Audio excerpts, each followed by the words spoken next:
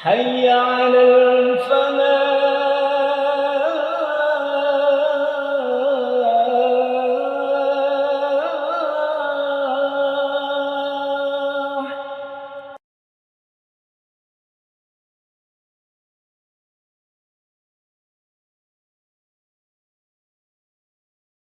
Assalamualaikum warahmatullahi wabarakatuh. Innal hamdalillah nahmaduhu wa nasta'inuhu wa nastaghfiruh wa na'udzu billahi min shururi anfusina wa min sayyiati a'malina. Man yahdihillahu fala mudilla lahu wa man yudlil fala hadiya lahu. Ashhadu an la ilaha illallah wahdahu la syarika lahu wa ashhadu anna Muhammadan abduhu wa rasuluh. Allahumma salli wa sallim alaihi wa ala alihi wa sahbihi wa man da'a bida'watihi wa man sara ala nahjih. Amma ba'du. Jamaah salat isya dan insyaallah salat tarawih dan witir Masjid Al-Falah Surabaya yang dirahmati Allah. Alhamdulillahi wa syukurillah. Pada malam hari ini kita mendapatkan nikmat dari Allah, bisa melaksanakan qiyam Ramadan, salat tarawih. Alhamdulillahi wa syukurillah. Sampai pada hari ini kita mendapatkan nikmat dari Allah, bisa melaksanakan siyam Ramadan. Mudah-mudahan qiyam kita, siyam kita menjadi sebab dosa-dosa kita diampuni oleh Allah Subhanahu wa taala. Rasulullah sallallahu alaihi wasallam bersabda, "Man qama Ramadhana." Barang siapa yang melakukan qiyam Ramadan. Qiyam Ramadan dalam hadis ini artinya salat tarawih. Dalam riwayat lain, man shoma Ramadhana. Barang siapa yang berpuasa di bulan Ramadan, yaitu puasa fardu yang kita lakukan imanan wahtisaban. Jadi dua hal ini harus senantiasa kita tetapkan dalam hati kita pada saat siyam, pada saat qiyam. Imanan karena iman, wahtisaban karena ihtisab, hanya mengharap ridha dari Allah Subhanahu wa taala semata. Ghufira lahu ma taqaddama min dzambih, maka akan diampuni dosa-dosanya yang telah lalu. Jemaah yang dimuliakan oleh Allah, tidak ada nikmat yang lebih besar daripada maghfirah Allah. Tidak ada anugerah yang paling besar daripada ampunan Allah Subhanahu wa taala kepada dosa-dosa, kesalahan-kesalahan kita. Dan di bulan Ramadan ini Allah membuka pintu selebar-lebarnya, dan Allah Subhanahu wa taala menjanjikan taubat maghfirahnya kepada kita semua. Mudah-mudahan kita mendapatkan ampunannya. Amin ya rabbal alamin. Jemaah yang dimuliakan oleh Allah, tema yang diamanahkan kepada saya untuk disampaikan adalah berkaitan dengan membumikan Al-Quran di era digital. Kita semua sadar dan kita semua menyadari bahwa kita sedang berada di era digital yang mana sangat mudah bagi kita untuk mendapatkan informasi-informasi, menyampaikan informasi-informasi, dan sangat mudah bagi kita untuk mengakses berbagai hal dari belahan dunia ini. Jemaah yang dimuliakan oleh Allah, ini adalah nikmat bagi kita sebagai umat Islam agar menjadikan sebagai sebab kita membumikan Al-Quran. Jemaah yang dimuliakan oleh Allah, secara ringkas, interaksi kita dengan Quran ini bersinergi dengan tiga hal.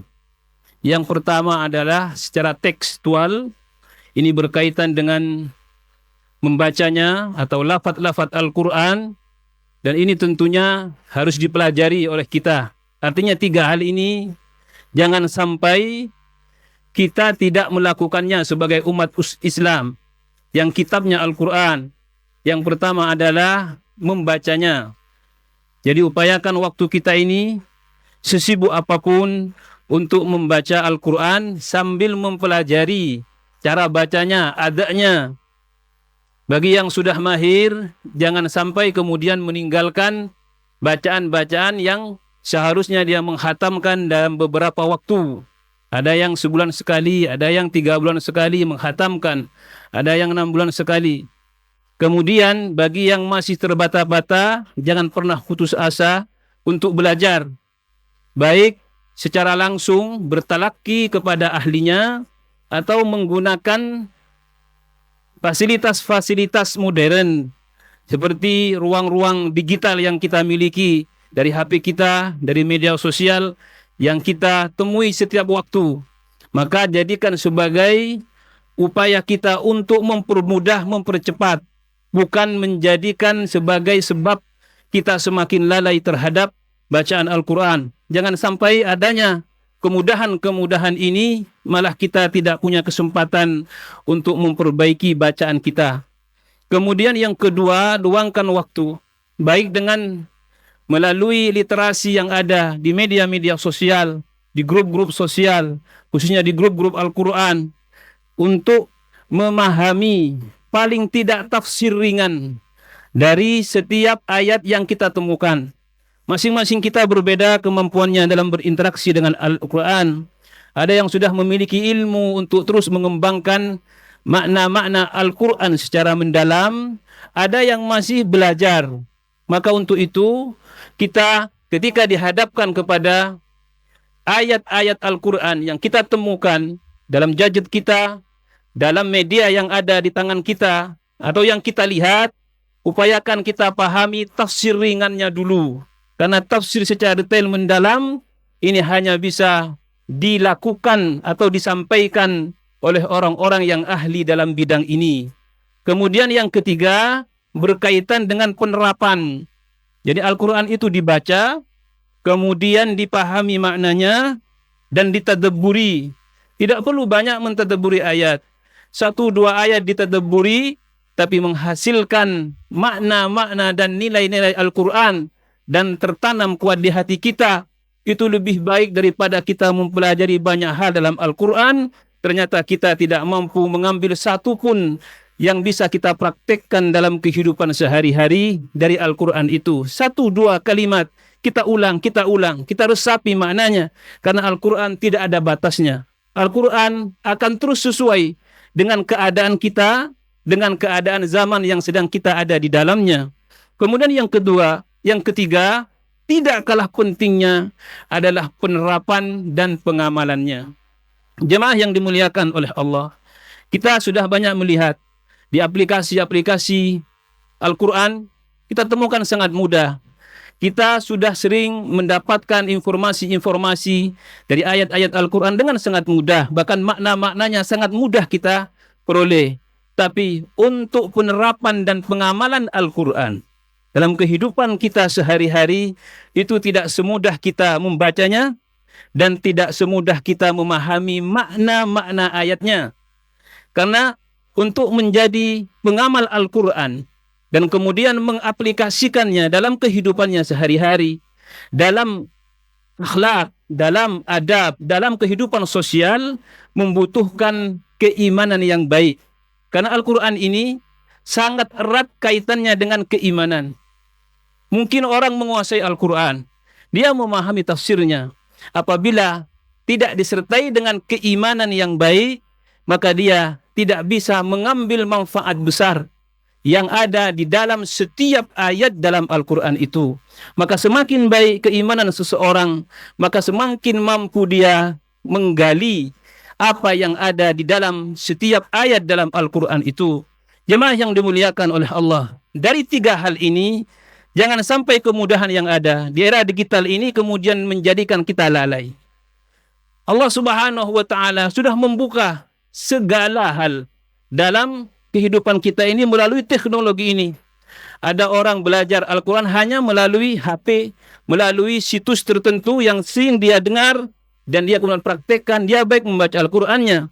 Tapi sekali lagi, kita harus paham bahwa Al-Quran itu tidak cukup diambil dari media saja. Al-Quran itu memiliki rukun utama. Yang pertama adalah sanad, yang kedua adalah mushaf Utsmani, yang ketiga adalah al-lughatul arabiyyah. Maka yang pertama adalah sanad. Secanggih apapun teknologi ini, maka ketersambungan Al-Quran tidak bisa digantikan dengan AI. Tidak bisa kita pandai mengaji, dari mana Anda mendapatkan bacaan ini? Dari AI, dari Google, dari YouTube. Gak bisa. Tidak tersambung. Karena Al-Quran harus ada ketersambungan bitalaqi, harus ada pertemuan.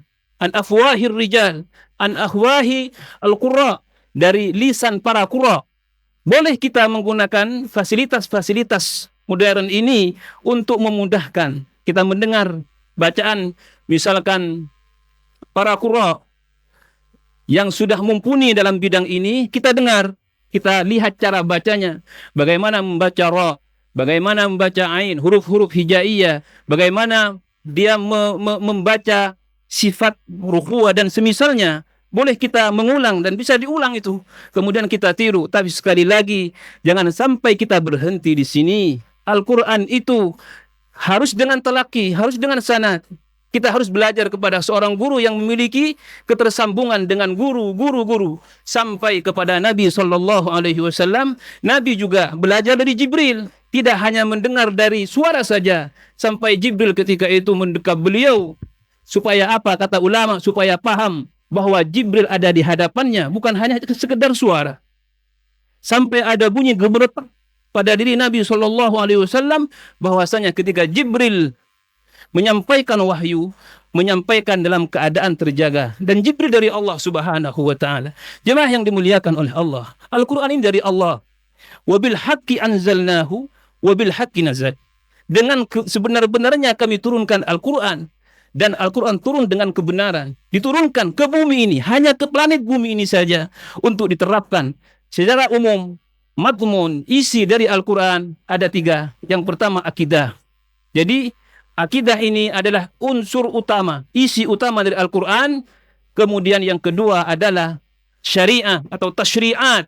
Syariat-syariat yang kita jalankan ini, walaupun detailnya kita jalankan, tapi secara umum tidak ada syariat yang dijalankan oleh umat manusia, umat Islam ini, umat Muhammad SAW ini, kecuali wajib kembali kepada Al-Quran secara umum.